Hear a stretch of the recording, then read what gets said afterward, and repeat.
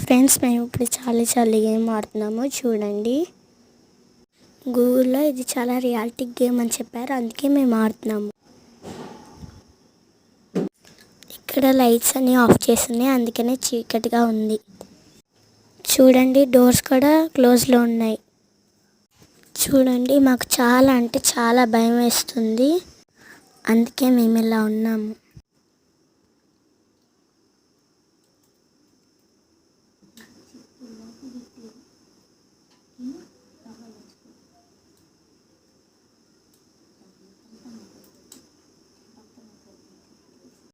Charlie, are you here?